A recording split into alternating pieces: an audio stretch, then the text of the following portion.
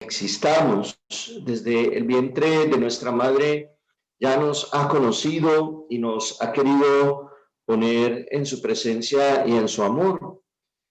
Desde siempre y desde la eternidad el Señor nos conoce y nos llama por nuestro nombre y fortalece con su amor a cada uno para vivir verdaderamente de su amor.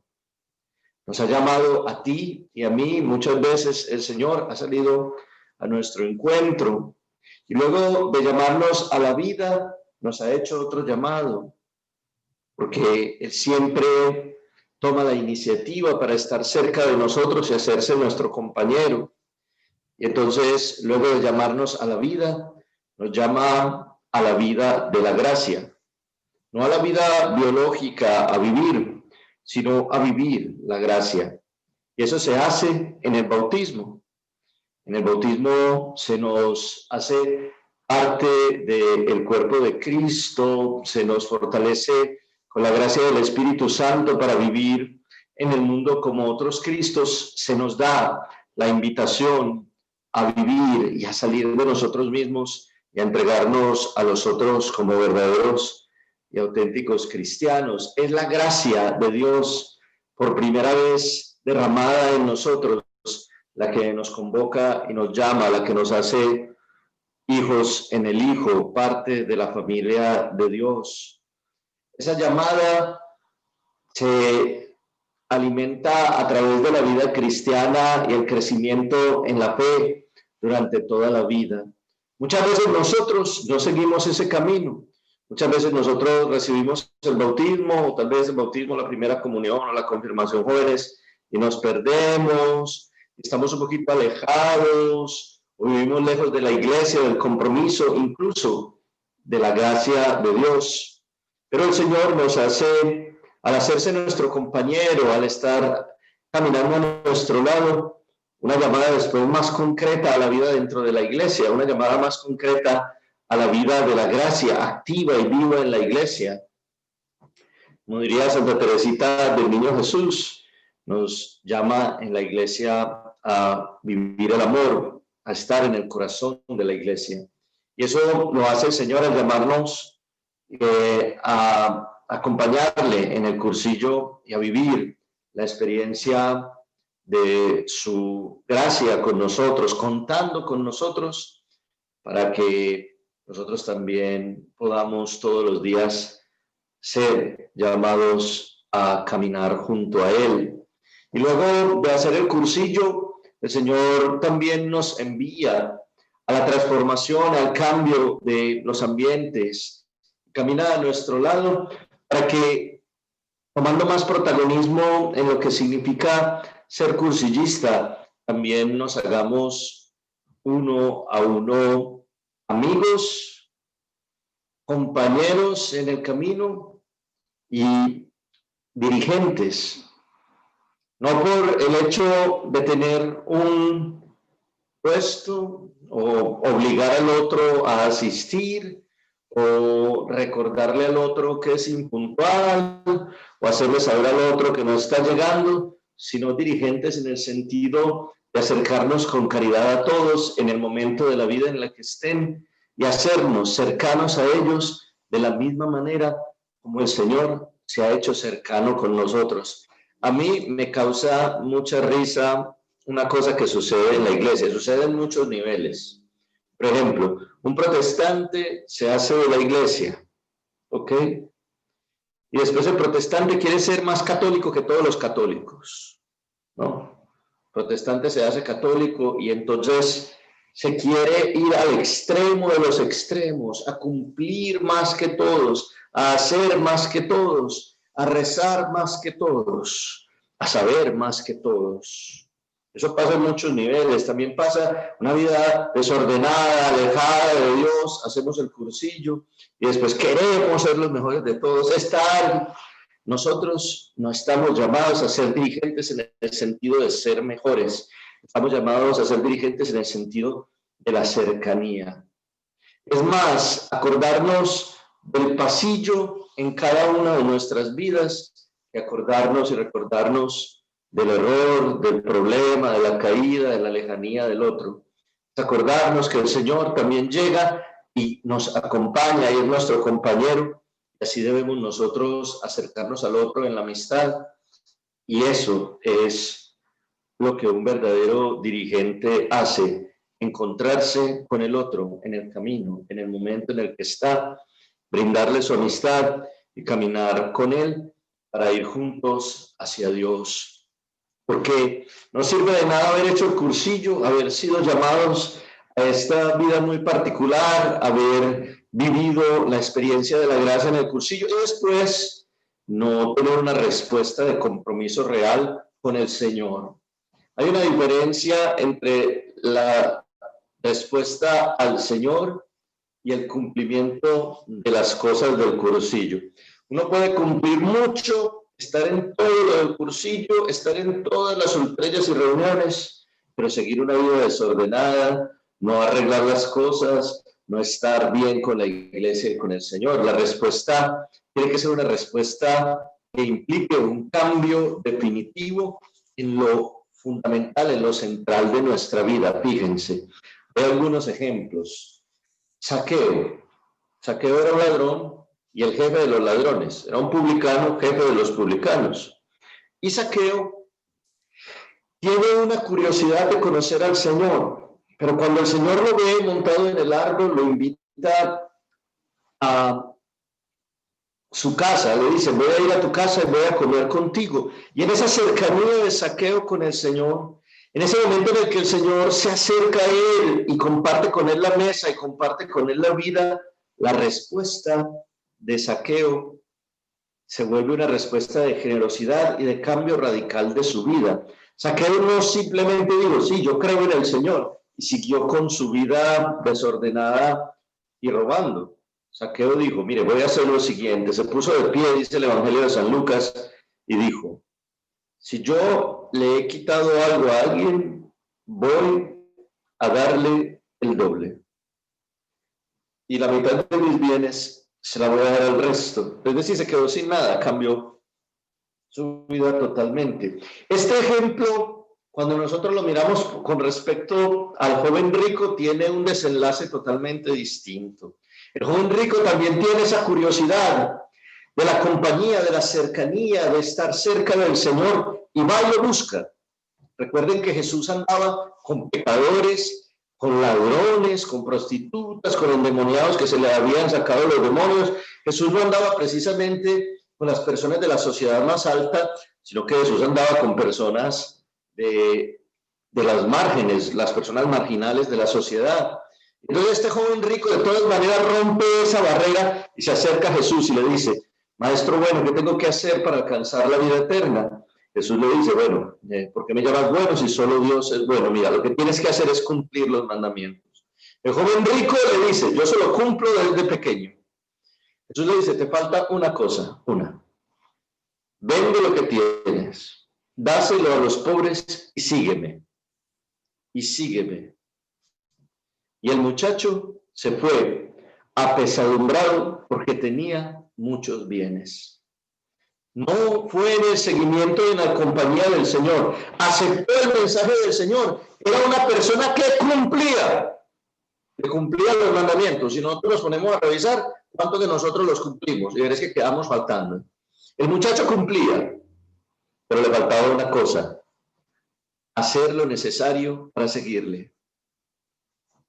Al contrario de Zaqueo, que lo dejó todo y se quedó sin nada, el joven se quedó muy triste y se fue sin dejar sus bienes, porque estaba apegado a ellos. No cambió su vida, no cambió su vida.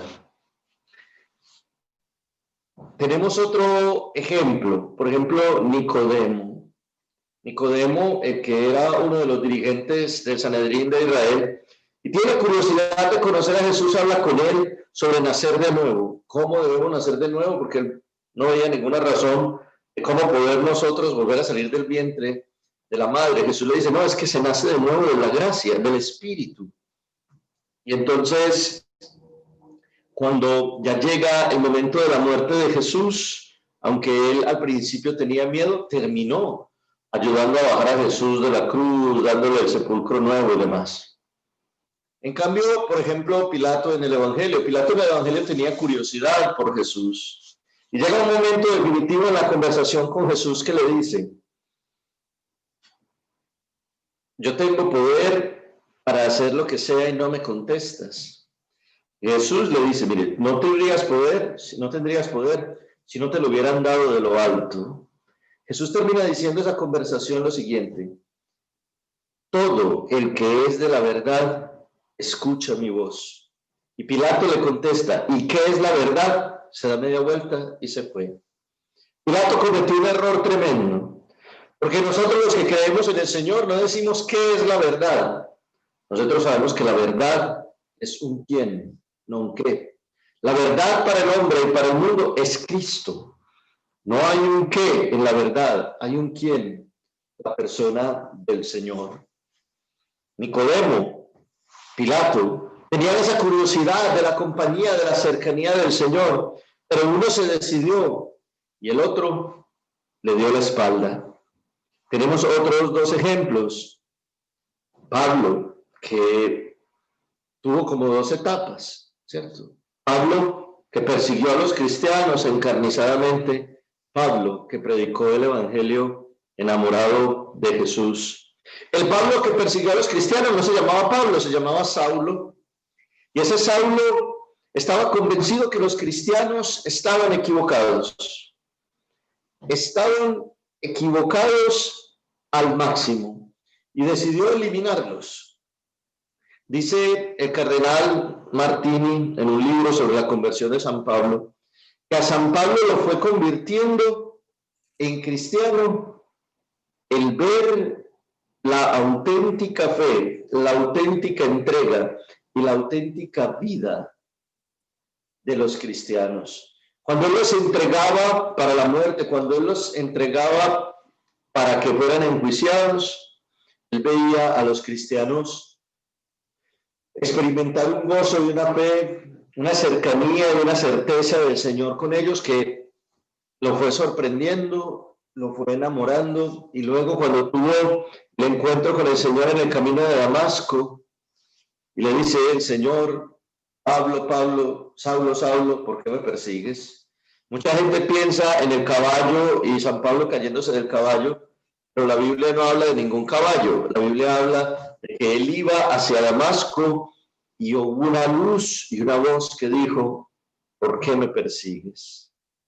Pues bueno, de ahí en adelante, Pablo es todo lo contrario, pasa de ser un perseguidor a ser un líder, un apóstol, un evangelizador. Después de ese encuentro con el Señor, se toma un tiempo de discernimiento, de oración, y luego de toda la formación que recibió en Antioquía, empezó a anunciar el Evangelio a todos los gentiles. Ustedes ven que hasta en el Evangelio hay respuestas negativas. Jesús llamó a la conversión a muchas personas. Jesús intentó convencer de su amor y de su gracia a los fariseos, por ejemplo. Nunca le hicieron caso. Jesús les dijo una vez a ellos que ellos se parecían a unos niños haciendo una especie como de pataleta en la plaza, sentados, y se les tocaba música alegre y no cantaban, se les tocaba música triste y no lloraban. No querían la cercanía del amor del Señor. Todos los que siguen al Señor, por alguna razón, viven de forma más activa y más verdadera esa respuesta del Señor como su compañía diaria, como su compañía en cada momento, y esa compañía la hacen acción y vida. Básicamente, el encuentro con el Señor es algo que te cultiva y te lleva a conocerle más, a estar más íntimamente con Él y a la acción y a la realización del proyecto del Señor.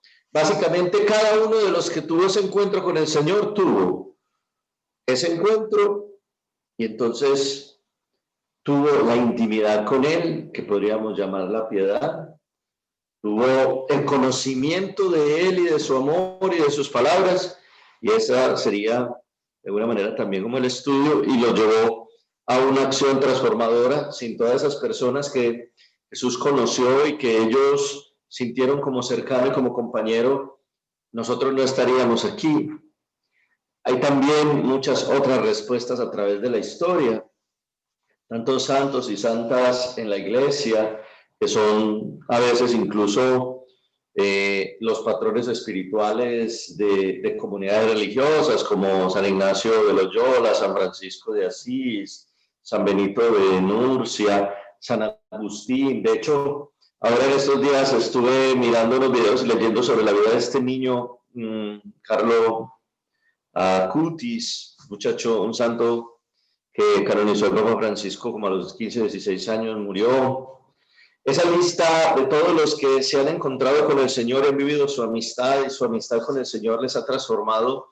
Es muy larga, a lo largo de 1000 años es muy larga la lista, pero ahora queda la pregunta de esa compañía, de esa cercanía con el Señor, con nosotros.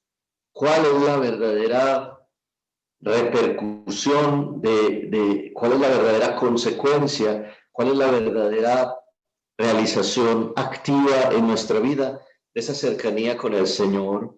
A mí se me ocurren 3 escenarios distintos. Uno, la participación pasiva. La participación pasiva. Yo hice el cursillo, por ahí me invitan a una ultrella, yo estoy en la ultrella, por ahí me invitan a una escuela de dirigentes, yo ahí voy, me siento, por ahí me invitan al encuentro de la región 2, yo me conecto en este parateo y no hay nada más. Una participación activa. Existe también, digamos, una participación radical, que tampoco es exactamente lo que el Señor quiere, que es la participación radical. Mi vida entera me la paso en reuniones del cursillo de cristiandad y no tengo tiempo para la acción. Estamos siempre reunidos, en todas las reuniones, la del lunes, la del martes, la del miércoles, la del jueves, la del viernes, la del sábado y la del domingo. 3, 4, 5, 7 horas conectados en este aparato. ¿Y qué estás haciendo? No, estoy reunido en lo del cursillo porque el cursillo es muy importante. ¿Pero cuál es tu acción? El cursillo, porque estoy en la reunión del cursillo. Pero eso es lo que el Señor quiere. O sea, que te la pases la mañana, la tarde y la noche radical, exagerado, al extremo, haciendo solo eso. O el Señor te alimenta y se acerca a ti y se hace tu amigo y camina contigo para que tú hagas algo más que reuniones. Reuniones que no son reuniones de verdad, porque ustedes no están reunidos conmigo, cada uno está en su casa y cada uno está de alguna manera conectado por el aparato, pero no hay la cercanía que quisiéramos tener. Esperemos que esta cosa pase y que podamos tener. Y la tercera es la que yo llamo la respuesta, la respuesta más acertada, que es conocer al Señor, vivir su amor y su amistad en el cursillo y llevar su amor y su amistad y su gracia a una acción en la iglesia. Nosotros somos iglesia antes de ser cualquier cosa. Hemos sido llamados por el Señor a participar de su gracia en la iglesia. Nuestra fe no es nuestra fe sola, es la fe de la iglesia. Nuestra misión no es la misión de nosotros, es la misión de la iglesia. Entonces, alimentados con lo que el Señor nos da, siguiendo el llamamiento que Él nos hace, fortalecidos con su amistad y su compañía, estamos llamados también en la iglesia vivir y amar y experimentar la alegría de su compañía.